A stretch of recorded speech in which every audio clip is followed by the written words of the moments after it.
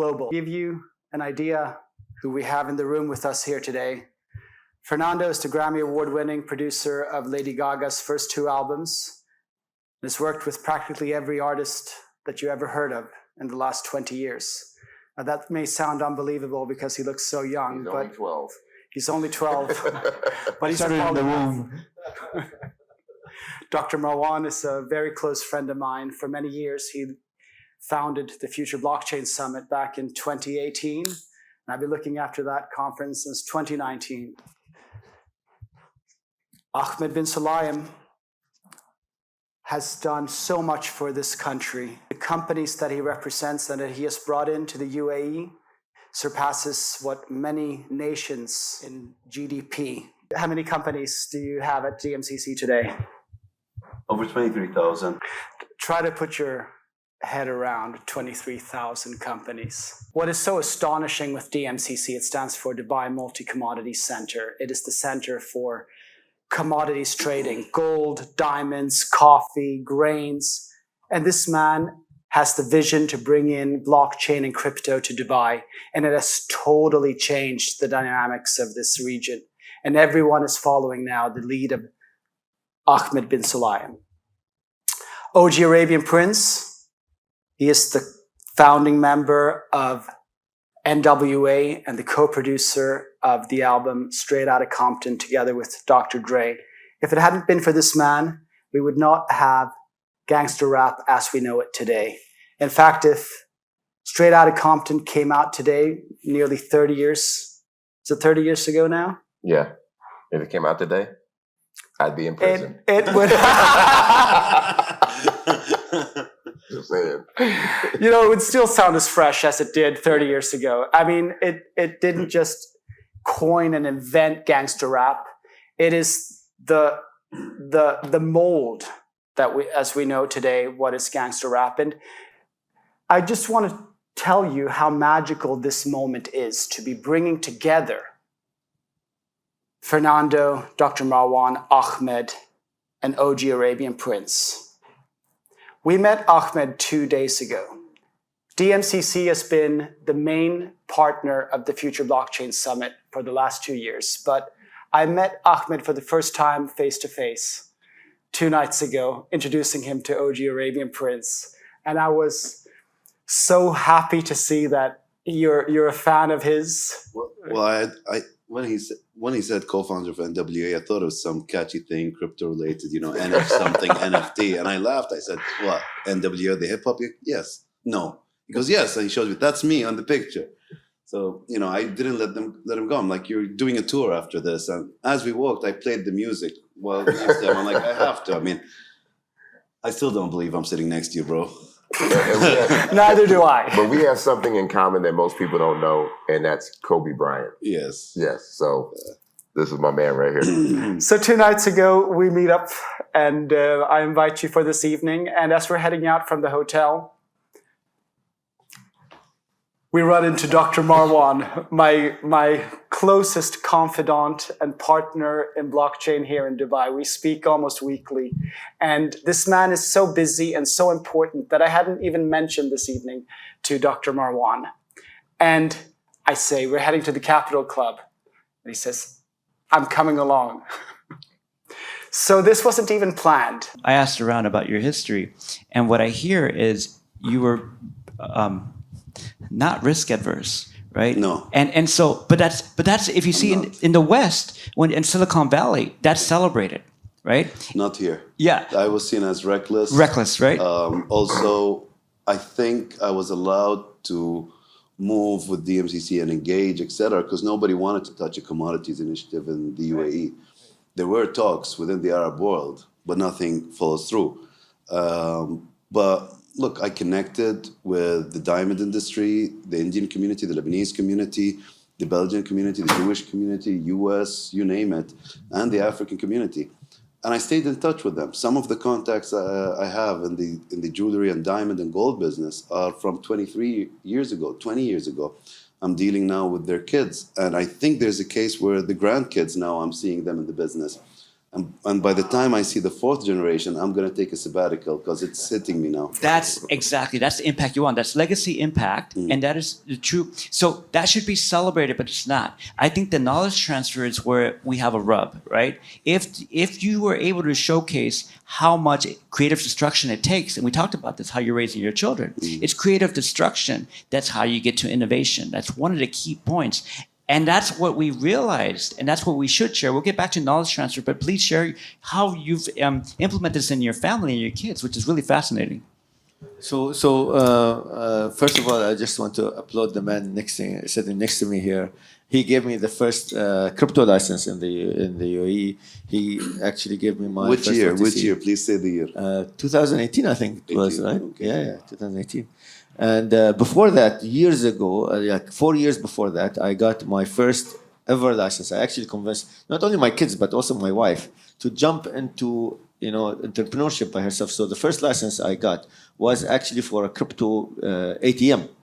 So there was no such a concept. Nobody understood what Bitcoin was, let alone have a Bitcoin ATM in Dubai. So it was a huge undertaking to explain just the concept at the time Dubai SME. And Abdul Basit was like, I don't even know which kind of activity to put this under. So we just put it as PSP, which is payment service provider. And I put my wife on the deed, as a 50% shareholder, just to get her, feet wet and get her hands dirty in the business, to learn how to be a part of a startup. And guess what? That worked, actually. She learned by herself what Bitcoin is. She started trading it. She has a lot of their bonuses from work and that kind of stuff in crypto rather than in fiat.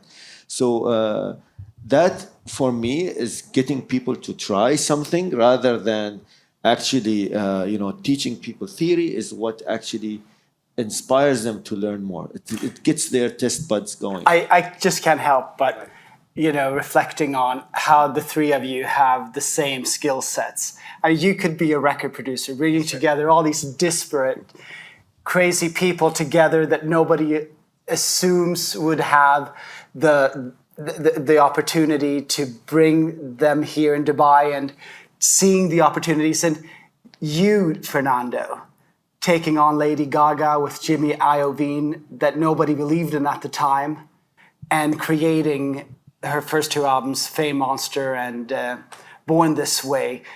It's even though it's completely different, it's so much the same.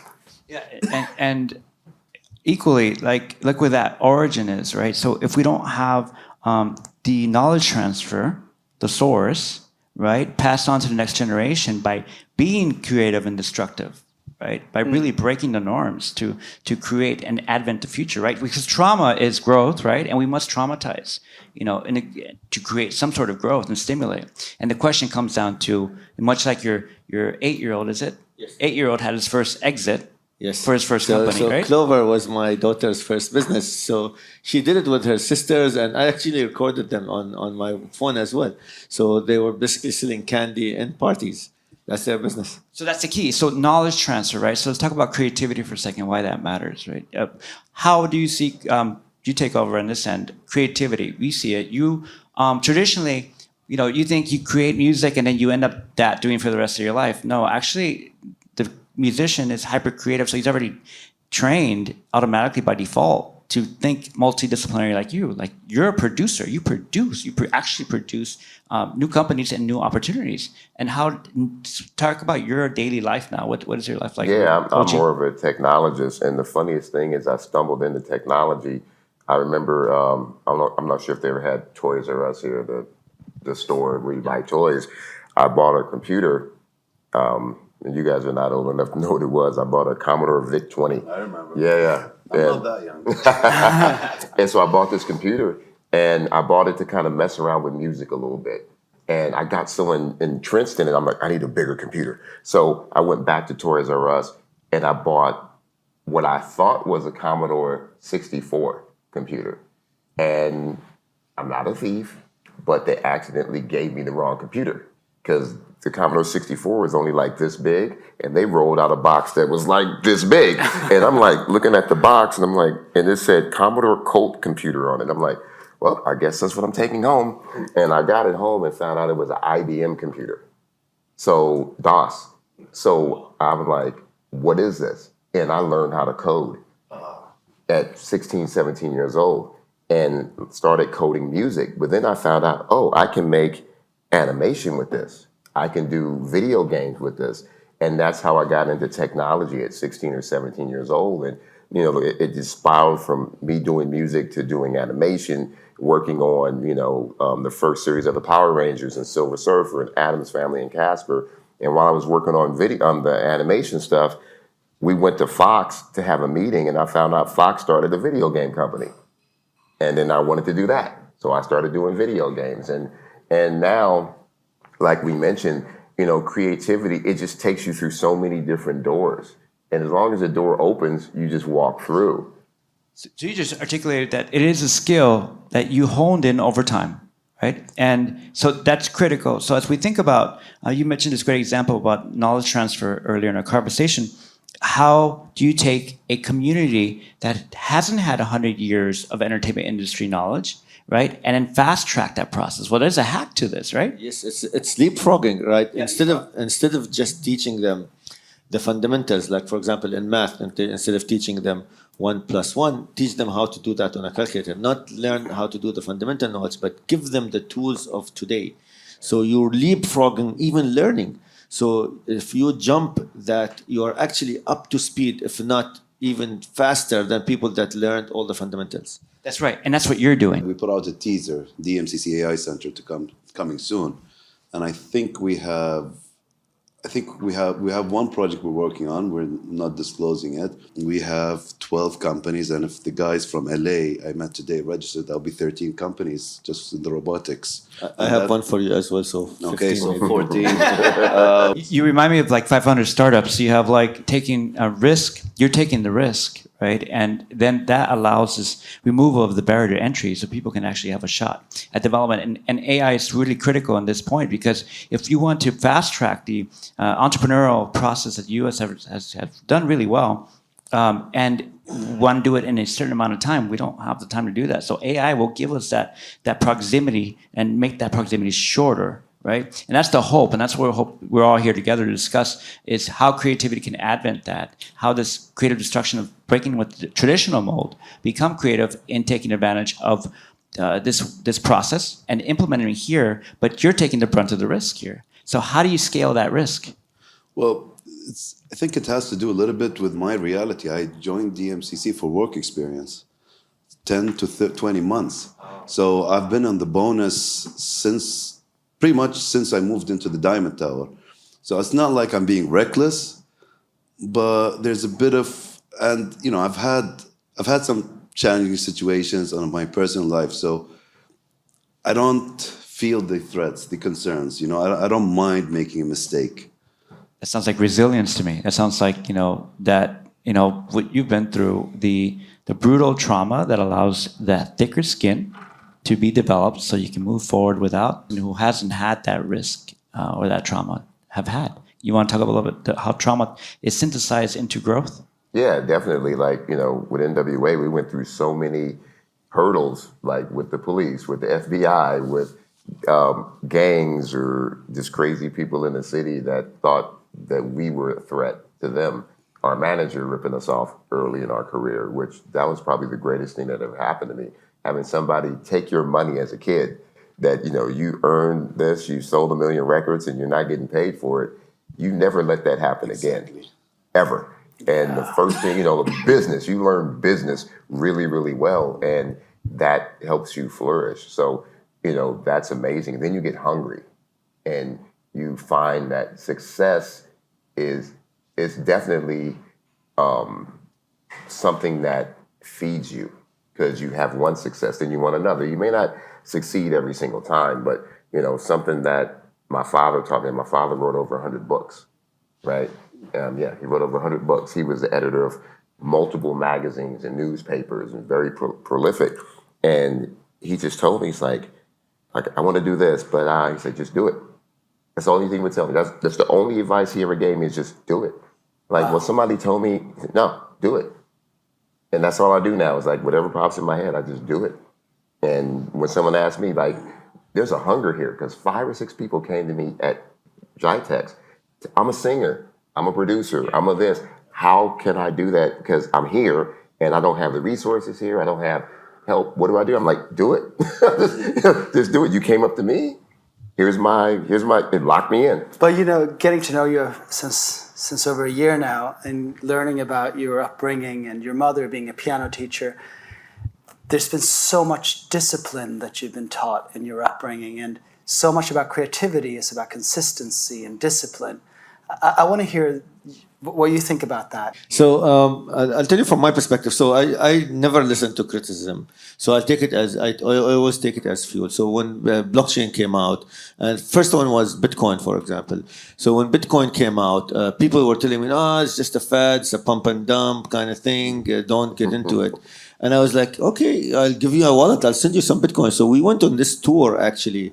And a lot of people who I taught about Bitcoin were actually on the Dubai Smart City tour. We were going into different countries in the world in 2016, exploring about what they are doing. So instead of me, because I was telling people that you should do Bitcoin, you should do blockchain, and nobody would listen to me. So the head of Dubai, Smart Dubai at the time, Dr. Aisha, said we should go on a tour and see how other people are doing it. So we went to Estonia and learned how they did it. Went to Sweden, went to a lot of other Scandinavian countries to see the actual projects that they were doing. But in the bus, every day I would send some Bitcoin to somebody. Every single day. Bitcoin or other coins? Bitcoin, because there was nothing there but Bitcoin. What year was this? 2016. They must, okay. 2017 is where they announced like Ethereum and other cryptocurrencies. Okay. There was nothing but Bitcoin. So Bitcoin, I would send them, I'd say, open a wallet, I'll send you money right now, free money. And I would send them like $50, $20, not like $1. Yeah. And they loved it. And that $30 or $50 became next year around $500 or $600 or even $1,000. And they were like, wow, I should have put my money in there. I should have listened to you. This is the number one message I get from people who know me from 2016 from that trip. Including today, somebody came to me from the land department. He said, do you remember? You gave me $50. That's like $5,000 today. So imagine that. This kind of do it and don't hesitate. Do something. It's important. Don't listen to the naysayers. Don't tell people directly what they should do. Let other people through practice tell them about what you tell to them. So a lot of people know me because they know somebody that I give Bitcoin to that became, $1,000 or $5,000. And they encourage people to do the same. Put their money in rather than just, hear what people are saying about this kind of technology. I want to hear from you, Fernando, on your origin story. Attributed to my mentors, like Giorgio Moroder, the father of disco, the father of electronic dance music. Giorgio Moroder, he did Scarface, Top Gun, the music for it, and Donna Summer. Basically everything that was gangster, he did. And the most gangster music was disco, because everyone that was a gangster liked to do strange, bizarre substances that somehow electronic music felt really good with, and it's like pairing I was lucky. pairing wine with music, but it wasn't wine that was being paired. So I saw dance music as dangerous, right? Just like you saw your music. Hey, like we have to be dangerous to defend ourselves, and that's what I saw in growing up with gangsters. That the most sensitive music is what the most dangerous men in the world want to hear. Because part of that relationship is that where I grew up is you had to be machismo. And I wasn't, right? But it was these artists that said that, being strong is being vulnerable. And being strong is being vulnerable. Yeah, being strong is being vulnerable. And because when you're vulnerable, you have to let go of all the facades, all the shields, right? And be like an open wound. Oh, you can only be vulnerable when you're strong.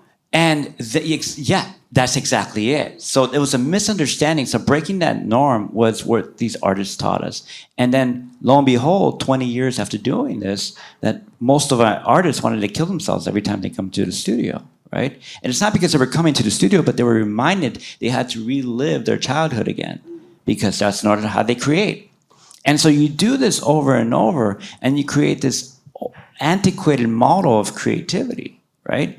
What creativity is the brain's ability to create, essentially.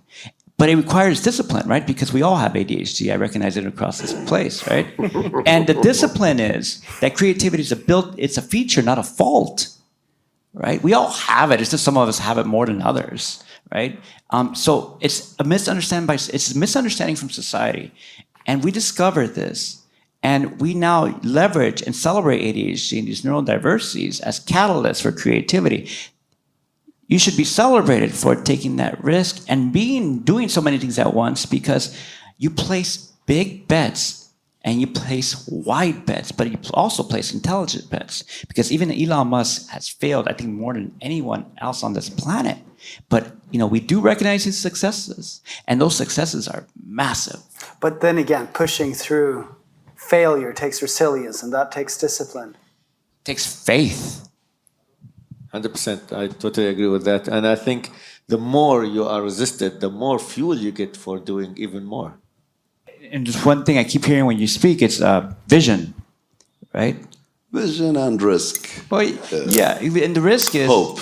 Yeah, risk. Yeah, that's really good. And vision is cloudy, right? Vision is not clear. People think that it's like sometimes very like I see exactly. It's not. It evolves over time. I want to talk about the future of Dubai and creativity, where that plays a part. So, Oscar, you have done GITEX for now. How many years? 5 years. What have you seen? What from the beginning to 5 years from now? What do you see for the future of Dubai? The future of Dubai, that is always difficult to anticipate, and that's why it's so inspiring to be here. I've never been able to anticipate the next step, and that's why, it's the thrill is the uncertainty of anticipation, I think. And I came here in 2008, and it just never gets boring. And the future is always better than the best scenario that you could have imagined. And you can't say that of anywhere else in the world. Arabian Prince, you've now been here how many times? Well, I've been here probably 10 or 11 times. And how, I know there's an appetite now more than ever. What tipped you over to wanting to get involved in Dubai more than before? The hunger, the growth, those two things, hunger and growth. Because everywhere else, people become complacent, right? Especially when you have all the tools at your disposal and you got 100,000 or 1 million people. It's in the entertainment industry in Los Angeles or in the US, everybody's trying to be a star. So how is it special? It's not special. But when I went to Riyadh, when I went to Abu Dhabi, when I went to Jeddah, when I came here, it's special. There's a hunger because not many people have reached that goal in the region to be. And it's not about being a celebrity or star. It's about being successful. And when I speak to kids, when I teach at the music business thing, I ask this question. I go, who here wants to be a star or famous? Some people raise their hands, but some people are recluses. They don't really want. Who here wants to be successful? Everybody raises their hand, right? And I think that's the key, is finding a place where people want to be successful and they have the hunger for that. And like you say, the knowledge transfer, bringing the tools, bringing that information to fast track that and build, I'm about building new things. I'm a self-proclaimed Willy Wonka. I want to create and make new things. That's what drives me to be a success, is watching other people grow. I want to add something very important to that. I think the only person that can be successful is the person that is happy for the success of others. And Dubai is very unique in that it wants to see everybody succeed. And there is no jealousy when you see people succeed. It's so easy to put together GITEX because everybody has this enthusiasm to see Dubai succeed and bring together optimistic and strong people that have a vision. You don't have that in other cultures, and I don't want to point fingers here, but it truly is a culture that is open and tolerant and sees the best in all people. I have an example from the leadership. I think it was barely a year after the tsunami hit, and Japan was, going through a lot of challenges, and it's barely standing up and all that. And during, I saw something from Sheikh Mohammed bin Rashid, the Vice President and Prime Minister of UAE and ruler of Dubai, during the World Cup, the horse race. Now, he's competitive, as you know. He changed the face of the horse race industry. But that night, the winner was a Japanese-owned horse. And he jumped and celebrated more than I've ever seen him when he won his own races. So he was happy to see that. He loved that success story, coming out of it and all that. So I see that. I want to take the opportunity to mention the gaming and esports. That is something that you've launched this year, and I was very glad Announced to. it last year. I'll share the story in a second. Yeah, like this year at GITEX and Future Blockchain Summit, it's because of our close collaboration that we had the first day at Future Blockchain Summit being the esports theme day together with CNBC Arabia's Game Changers and Dr. Marwan. He is a driving force of esports as well. He's a driving force of everything. It's as simple as that. And who would guess that OG Arabian Prince has developed about 200 games since 40 years? 42 years in the game. Yeah, I didn't see that coming. 42 years in gaming. I'm meeting the N.W.A founder. He's like, I've been doing games for 42 years. I'm a nerd. Yeah. Yeah, and I think like this, it hasn't even been a week, but it feels like it's been a long time. But I feel there's so much opportunity with gaming, and it unites a lot of innovation, entertainment, and I guess I'd like to conclude with talking a little bit about that and what you see in terms of gaming and esports. If you remember when the announcements came up, it was announcing 5 months later after the company was registered in DMCC that Binance Technologies MENA DMCC is the newest addition to our, at the time, 400 crypto plus companies. I put out the announcement. My marketing team, for some reason, thought it wasn't newsworthy, but never mind that. The next one was the Water Center to be coming soon. Same way the teaser we put out for the AI Center recently. And then I put up the gaming because, you talk about taking motivation from criticism or some disparaging comments. And one that kind of bothered me a little bit where there was, and I knew where it was coming from. We were growing phenomenally fast, and we still are on the crypto side of the business. And I guess within the region, there are some who are struggling to attract the business. So I'm assuming their management, the consultants are costing more money than what's coming in. So the comment was, why is DMCC looking at crypto? Shouldn't they just focus on commodities? And it's just very ignorant. So my reaction was announcing Binance, and a few days later, there's a picture of me and CZ in Abu Dhabi, Water Center, and yeah, let's explore gaming as well, esports and gaming. And you know what I didn't see coming? I knew it would work. I knew there's some synergies with Crypto Center, and it would work in DMCC. But I didn't see my team acing every time we put the imaging, marketing material, messaging, because I usually change stuff, whether it's for the oil and gas, diamonds and gold. Give you an example how, what's the word, disagreeable I am. We have a diamond corporate video. We have a DMCC corporate video. We have multiple future of trade videos with the reports, snippets and all that simple. Coffee center, one tea center. We do not have a gold one. And that's the first thing we started with DMCC. Why? I reject all the videos. They're too tacky for me.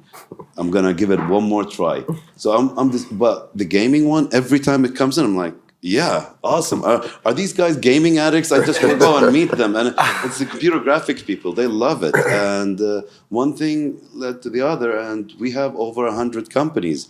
I am targeting Gala Games. I'm looking at others as well. But also we have hackathons. We had a day for coders. Remember that? And Al Tower, they were just making games right then and there. And it was during the weekend. And you'd see me in Al Tower walking, thanking them as well. It grieves me when I'm traveling and there's a big setup for DMCC's gaming center at Expo during that gaming event. Esports, I couldn't make it. I had to be somewhere else. I had the biggest FOMO, but they all contacted me. Some of the Yalla Sports, La Liga that was already in DMCC is working to get involved on the esports side. So it is working and I'm having fun. But also from a selfish part, I get to tell my mother all of these sleepless nights, the hours I wasted and didn't go to school. Well, now it's paying off. So just a fun fact there, I covered for you on that expo thing. I did the keynote speech. So don't worry. Speaking of that, actually, so esports, it's going to take off in a big way in this region because we have a gaming culture already. Just like you foresaw that there was a coffee culture coming up, there is a huge gaming culture coming up here with the kids.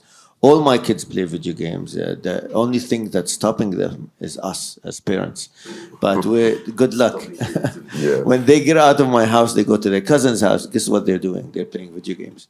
So no matter how much you try to put the brakes on gaming, this is how they are digitally native. They are digitally, entertaining themselves. The consumption that they're doing, it's not from books. It's from audiobooks. It's from YouTube videos. It's from everything digital. And the entertainment, they are native to it. This is their life. This is how they get entertained. They play football, they do martial arts, they do chess, but this is only secondary to their number one thing they go to is always video games. I think you just wrapped up this whole beginning of the conversation, started with creativity as a catalyst for growth. And that is creative, essentially, is we've creatively evolved the way we learn, right, through technology.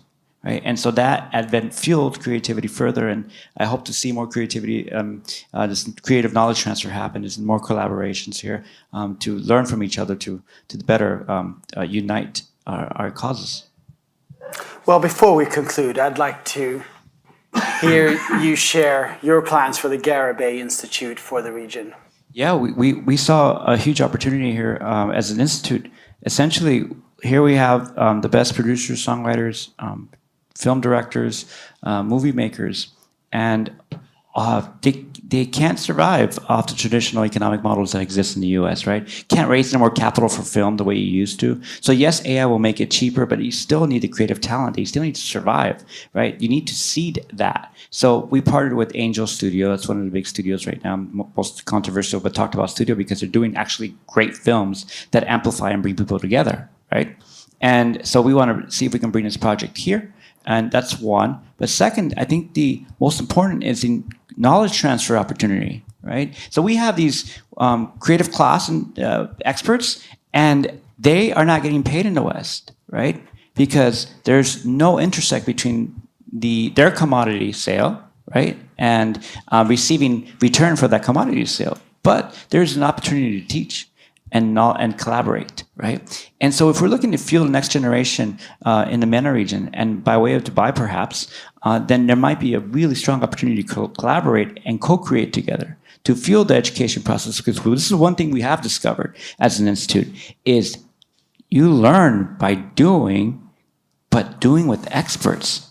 But the problem is, we never in history had the opportunity to have experts that need the economic opportunity as well. And I guarantee you, when you have like people like DJ Alok, Afrojack come here, and instead of just asking them to DJ, ask them to mentor too, they're gonna say yes, because they love to teach. Beautiful. I hope we will be working a lot more together. I'm looking forward to it.